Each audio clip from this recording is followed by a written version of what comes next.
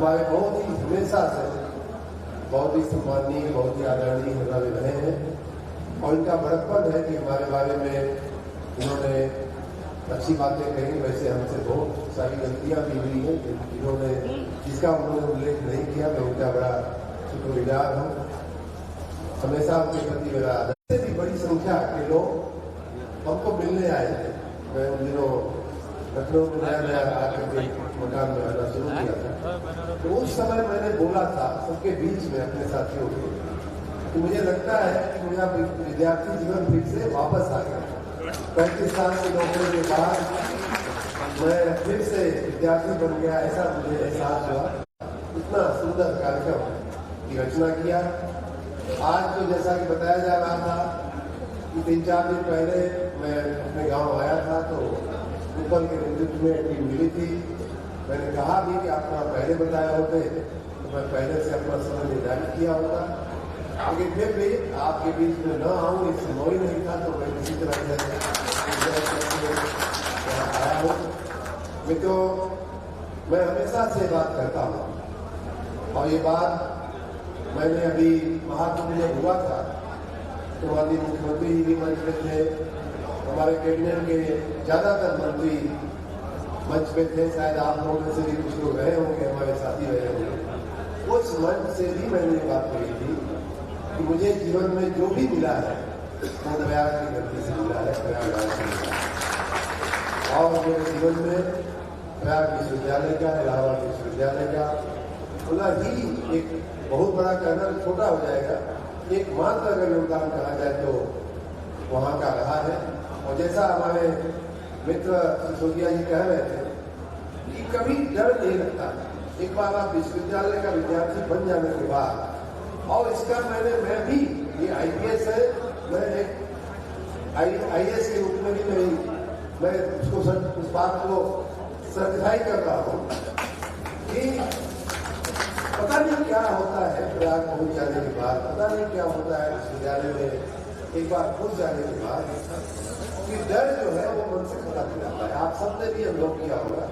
कई बार हमारे नजदीक के लोग, परिवार के लोग, मध्यम वर्गीय परिवार होता है हम सबका, हम संकट काल होता ही है। लेकिन कई बार हम कहते थे कि यहाँ भी अप्लाई कर देते, इसी ऑफिस में कर देते, PCSD भर देते, फलाना भर देते, फलाना भर देते, लेकिन पता नहीं क्यों करेंगे तो ये एक ही काम करेंगे, बाकी ऊपर वाला जाने, प्रेसिडेंट में जाने, मुआवजे जाने। तो ये जो डर होता है वो मैं यहाँ अपने जो राजनीतिक हमारे मित्र लोग बैठे हुए हैं उनको विशेष रूप से बता करके बात कहना चाहूँगा। ये उन दिनों भी मैं एक शेर कहता था, इस शेर की बातें काफी हो गई है और आज भी मैं उस पर अमल करता हूँ। हमारे प्रवीण जी, परामर्श जी और उत्पल जी कई बार हम कहते हैं, देखिए मैं जब मंत्री नहीं था तो हमारे परिवार के लोग, हमारे सुरक्षु लोग या मंत्री बन गए हम तो भी हमारे सुरक्षु लोग, भाई साहब आप अपने बारे में थोड़ा बात क्यों नहीं करते, भाई साहब आप अपने लिए कुछ कहते क्यों नहीं। तो वही शेर जो मुझे उन दिनों भी पता नहीं कहाँ से मुझे मालूम पड़ गया था, इस दौरे सियासत में हर कोई खुदा ठहरा, इस दौरे सियासत में हर कोई खुदा ठहरा, रखिए भी तो किस किस की दहलीज में सब रखिए। तो ये बात उन दिनों को मेरे जन्म में थी और आज भी मित्रों राजनीति में आने के बाद भी आप सबके स्नेह से, आप सबके प्रेम से, प्रयाग की धरती के मिट्टी की महक से, माँ गंगा जमुना सरस्वती के आशीर्वाद से, प्रयाग विश्वविद्यालय की उस वृक्ष की जो छाया अपने को मिली, उस छाया के चलते आज भी राजनीति में आने के बाद भी डर नहीं लगता है। अपना काम हम करते रहते हैं, अपना काम करते रहते हैं, यहाँ वहाँ से हम डरने की कभी मेरे में गुंजाइश नहीं है। और ये मैं कहता हूँ कि ये प्रयाग की सबसे बड़ी देन हमारे जीवन में रही है। आप सब भी उसके साक्षी होंगे। ज्यादातर विद्यार्थी हनुमान जी का भक्त हो ही जाता है, मंगल का व्रत रहने ही लगता है। और एक उस समय भी भगवान हनुमान जी के आशीर्वाद से ही हम लोग जो भी पाए हैं। तो आप सबको भी उनका आशीर्वाद मिलता रहे, प्रयाग का आशीर्वाद हमेशा मिलता है। एक अभी ताजा प्रयोग मैंने उसी बात का महाकुंभ में किया।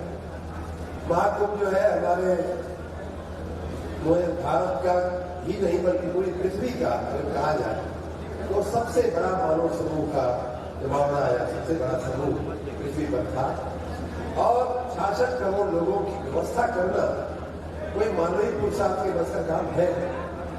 और मैंने ये बात मन से भी कही थी, माननीय मुख्यमंत्री जी के हाजिरी में भी कही थी कि मानवीय पुरुषार्थ नहीं है, तीर्थराज प्रयाग की ही महिमा है।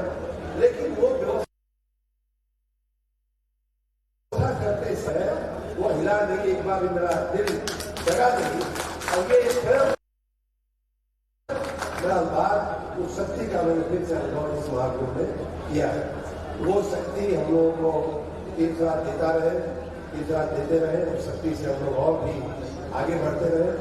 और उसी शक्ति की दुहाई देते हुए मैं एक बात और कहना चाहूंगा, मैं अपनी बात पूरी करूंगा कि चूंकि आप सब और हम सब मिले हैं और यहाँ जो समाजों का नाम दिया गया है पूर्वांचल, तो हमारी आपकी जिम्मेदारी भी बनती है। कोई IPS है, कोई IAS है, कोई प्रोफेसर है, कोई वकील है, कोई डॉक्टर है, कोई कुछ और फील्ड में है। जो भी लोग पूर्वांचल से संबंधित यहाँ बैठे हुए हैं, बाहर से भी कुछ लोग आए हुए, लेकिन विशेष रूप से मैं क्योंकि पूर्वांचल में हम लोग खड़े हैं, पूर्वांचल में के नागरिक हैं, तो ये क्षेत्र जो है मैं हमेशा ही कहता रहा हूँ, ये क्षेत्र विकास की कड़ी में थोड़ा पीछे रह गया है।